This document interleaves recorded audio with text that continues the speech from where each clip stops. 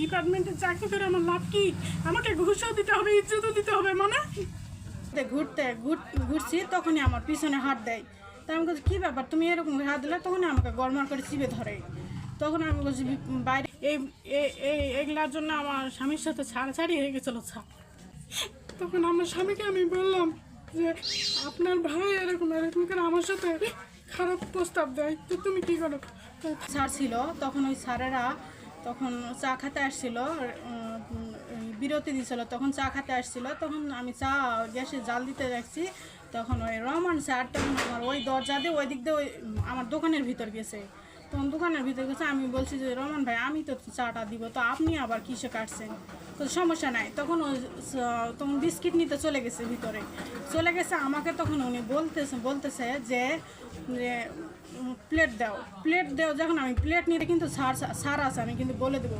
তখন উনি বলে যে তুই যদি স্যারকে যদি বলিস তাহলে ওই আনসারের ডেলিং হচ্ছে, তো অফিস থেকে বের করে দিবে। তখন আমি কিছু বলিনি স্যার।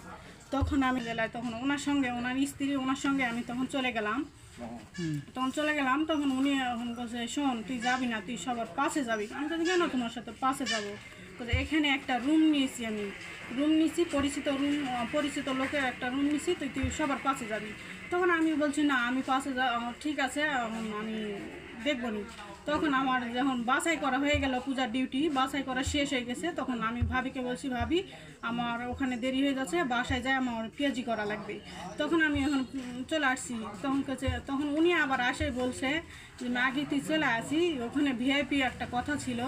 কি কথা? তখন কাছে চলো ওই যে মসজিদের শহীদ মিনারের কাছে এখন আমাকে ডাকে নিয়ে যায়, বলে কি যে তুই চলে আসছিস কে?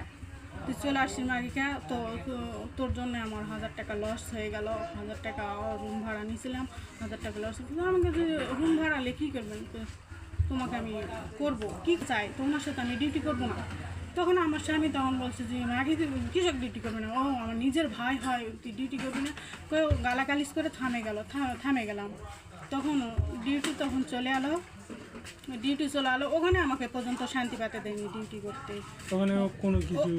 ওখানে আমার বেইজ্জত করতে চাইছিল। তখন ওখানে আমি ডিউটি করতে গেলাম। একদিন গেল, 2 দিন গেল, 3 দিনের মাথায় তখন উনি আসছে আমার কাছে তখন উনি আসে এখন আমাকে বলছে কি যে তুই আমার সাথে ডিউটি করলি না, তুই আফসোস করলি। আমি বলছি কিসের আফসোস? সে আফসোসের কথা বলা যাবে না। তখন এই কথা বলে তখন যে আড়ালে আয়। কী হচ্ছে কোন? আড়ালে আয়, তো আমাকে একটু চিপে ধর। কেন তোমাকে চিপে ধরবো? চিপে ধরলে ভালো লাগবে। তখন আবার হোটেলে গেল খাইতে, তখন আবার আসে, আবার আড়ালে দেখে কয় কি যে আমাকে চিপে ধরে। কেন চিপে ধর? তুই আমার কথায় রাজি হইস না কেন? তখন উনি বলছে তখন কেন তুই আমার কথায় রাজি হইস না? তখন ডাইরেক্ট তখন আমাকে বলছে যে চলো এখানে একটা আমার বন্ধুর বাড়ি আছে, পরিচিত বন্ধুর বাড়ি আছে আমার কাঁঠালতলিতে।